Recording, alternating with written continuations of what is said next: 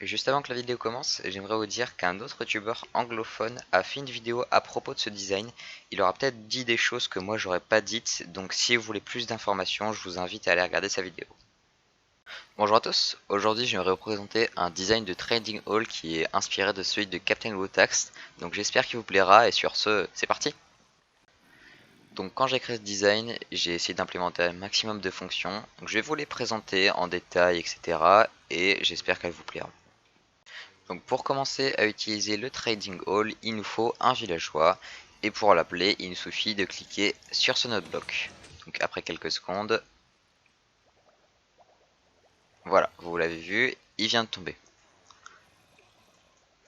Ensuite, ce villageois, on va devoir choisir sa direction. Donc pour ce faire, il suffit de cliquer sur un bouton. Donc juste à côté des boutons, j'ai essayé de mettre des petites flèches pour indiquer la direction dans laquelle ils vont partir.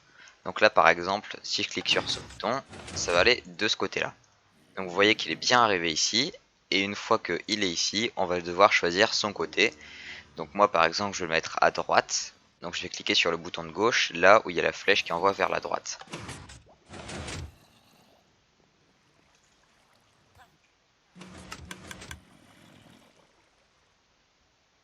Donc vous voyez qu'il est là, et peut-être qu'un jour il va descendre, on sait jamais.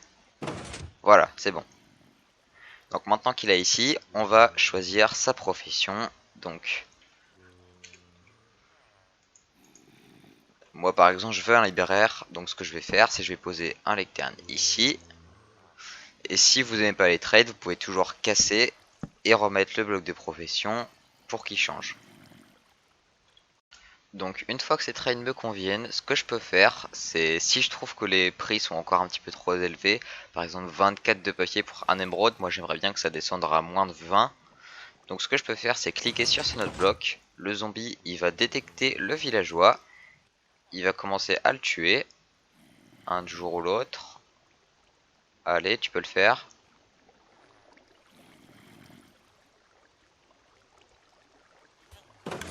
Voilà, quand même.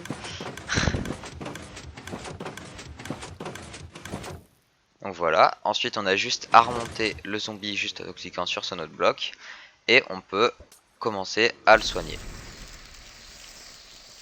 Donc une fois que ce villageois là est soigné, vous pouvez toujours vous dire ah bah mince j'en veux plus, qu'est-ce que je fais maintenant, comment je le tue? Donc premièrement, pour le tuer, il faudra le redescendre et attendre que le zombie le retransforme en villageois zombie. Sinon ses autres copains ils vont détecter que on va le taper et ils vont pas forcément apprécier ça, donc ils vont nous faire des hausses de prix et nous c'est pas ce qu'on veut. Donc une fois qu'il est transformé en villageois zombie, on pourrait toujours se dire ouais je vais le taper avec une épée. Et ça c'est une très mauvaise idée parce que les épées ça fait des dégâts de zone et si on tape celui-là aussi va recevoir des dégâts et donc il va nous faire des augmentations de prix.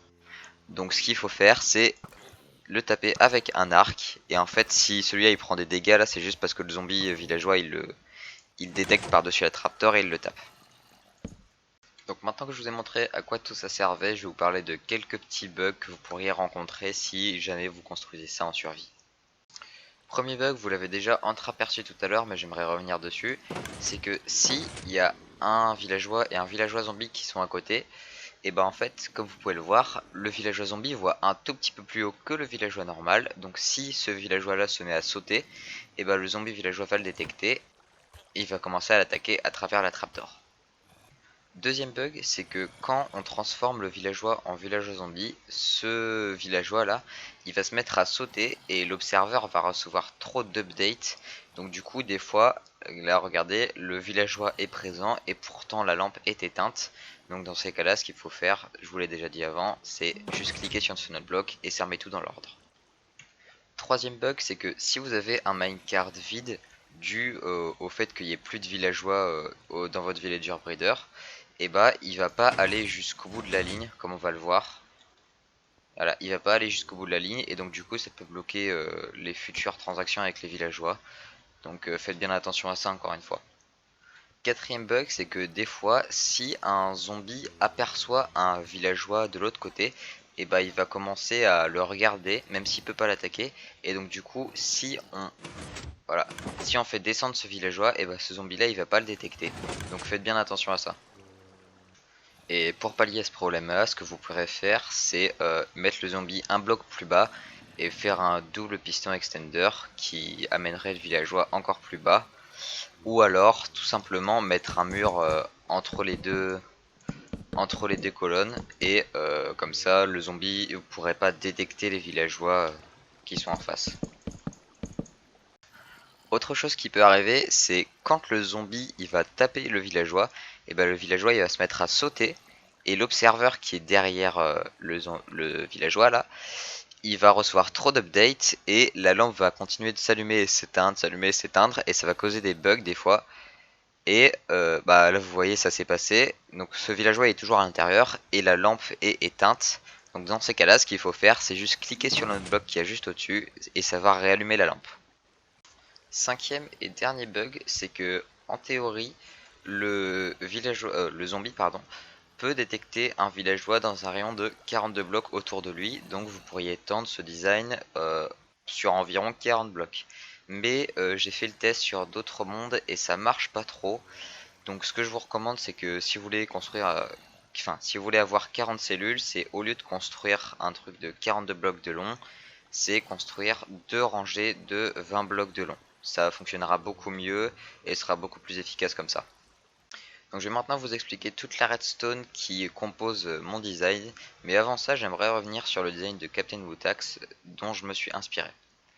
Donc premièrement, quand un villageois atterrit dans sa cellule, sa hitbox va toucher celle de la ficelle, cet observeur va détecter ça, il va envoyer un courant de redstone dans ce bloc qui va allumer ce dropper, cet observeur va détecter que le dropper a été allumé et il va envoyer un courant de redstone dans ce piston qui va pousser ou rétracter le bloc de redstone, ce qui va avoir comme effet d'ouvrir ou de fermer la fence gate pour qu'il n'y ait plus aucun villageois qui puisse rentrer.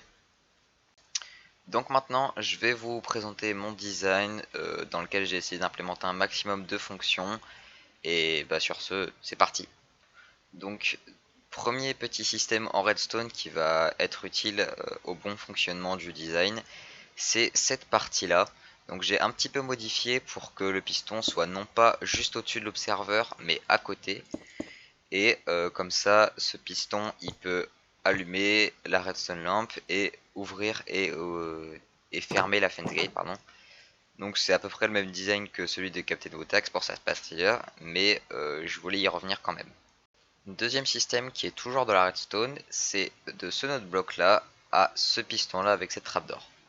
Ça sert à quoi? Et ben ça sert tout simplement à quand on clique le node block, ça va faire descendre ou faire remonter la trapdoor qui va nous permettre de transformer le zombie, le villageois en villageois zombie et avoir des prix plus bas. Troisième et dernier système en redstone, c'est ces 5 blocs là qui vont servir à faire en sorte que le piston attire ou repousse le bloc de redstone. Vous allez peut-être me dire que ça sert à rien, mais tout à l'heure je vous ai montré que même si des fois il y a des villageois à l'intérieur, peut y avoir des petits bugs où la lampe est éteinte et la fence gate ouverte, et nous c'est pas ce qu'on veut. Du coup dans ces cas là ce que vous avez juste à faire c'est cliquer sur ce node block et tout revient dans l'ordre. Les trois dernières fonctionnalités c'est des petits changements mais je peux vous assurer que ça fait vraiment une grande différence. Donc la première fonctionnalité c'est ces deux carpettes là qui font en sorte que le villageois qui est ici ne puisse pas voir plus de un bloc en face de lui. Donc ça voudrait dire que si on met un lectern ici, il va pas prendre la profession, alors que si on lui met ici, il va la prendre. Donc ça évite que si on met un lectern ici et que notre villageois est ici, ça évite qu'il prenne cette profession au lieu de celle-ci. Deuxième fonctionnalité, c'est ce bloc. Alors il peut paraître anodin au premier abord, mais je peux vous assurer qu'il est vraiment super important. En fait, il sert à ce que le zombie qui est ici, il ne puisse pas, voir la tête du villageois tant que cette trappe d'or est pas en bas.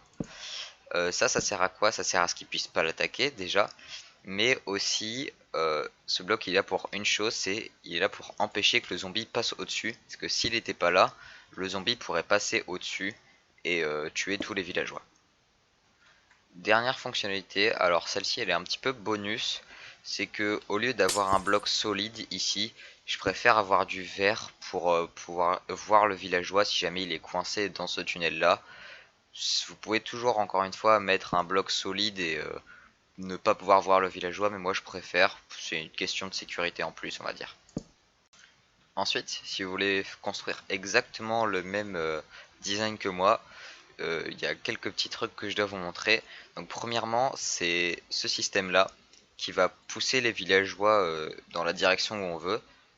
En fait, ce qui se passe, c'est que voilà, ces deux pistons poussent ces deux blocs là, puis ensuite ce piston pousse ce bloc de glace, cette glace. Donc cette glace c'est vraiment important parce que c'est pas un bloc solide et du coup le villageois quand il va passer à travers dans le minecart, il va pas suffoquer, il va pas prendre de dommages.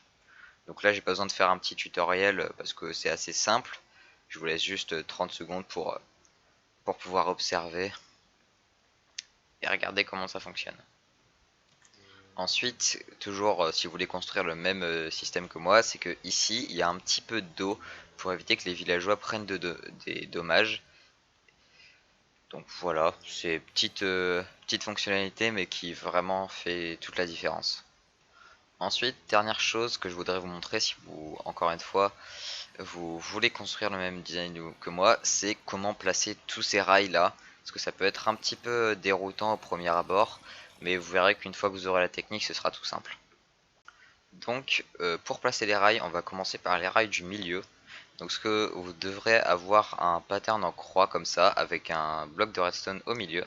Donc ce qu'on va faire au départ, c'est que on va mettre des rails tout du long comme ça. Faut absolument que ce soit deux. Ensuite, vous allez prendre un power rail, vous allez placer comme ça. Donc vous voyez que ces deux là se sont élevés. Ensuite, vous allez en mettre un dans l'autre sens. Et voilà. Donc votre villageois va être ici. Ensuite, vous allez pouvoir le pousser dans les directions que vous voulez. Deuxième intersection de rail qui peut être un petit peu compliquée à construire, c'est celle-ci. C'est celle qui va nous permettre de faire en sorte que le villageois il aille à gauche ou à droite. Donc votre villageois il va arriver par ici. Donc pour l'instant laissez ce rail. Et ensuite vous allez juste venir mettre comme ça. Et vous pouvez enlever les trois rails du dessus. Donc votre villageois il va arriver ici. Il va arriver sur le bloc de redstone. Si vous voulez aller à gauche, il va aller à gauche et il va repartir. Ou au contraire si vous voulez aller à droite, il va aller à droite et il va repartir. Donc ensuite, dernier système de redstone qui pourrait poser problème, c'est ça c'est le système de récupération des minecarts.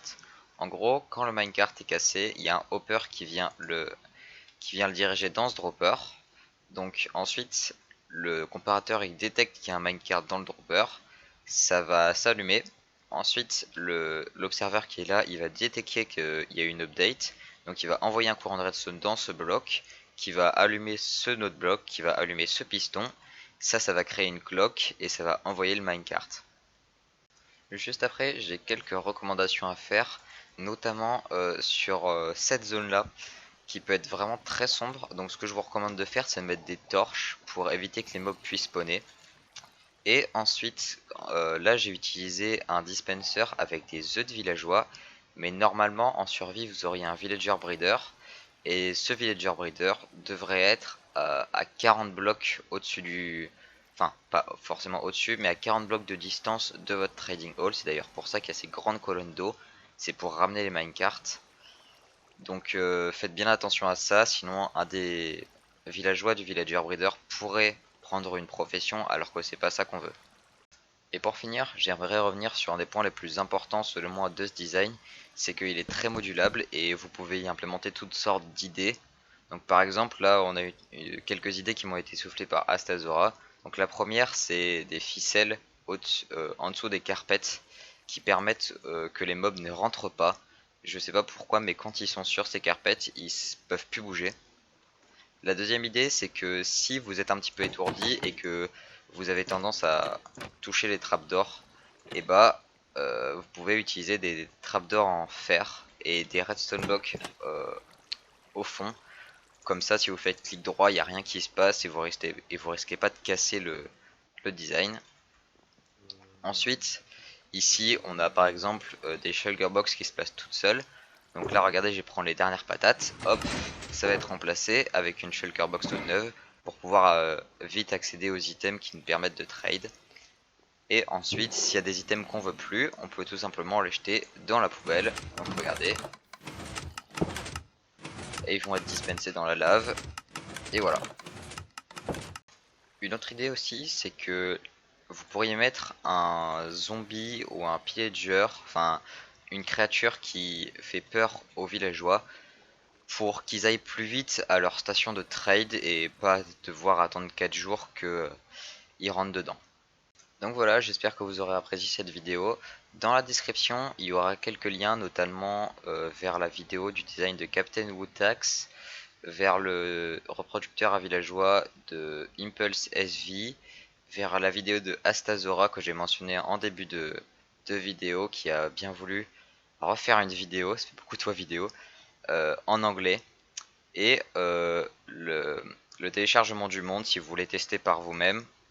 Encore une fois, merci d'avoir regardé cette vidéo. Si vous avez des questions, n'hésitez pas à me les poser dans les commentaires. Et sur ce, moi je vous dis à la prochaine.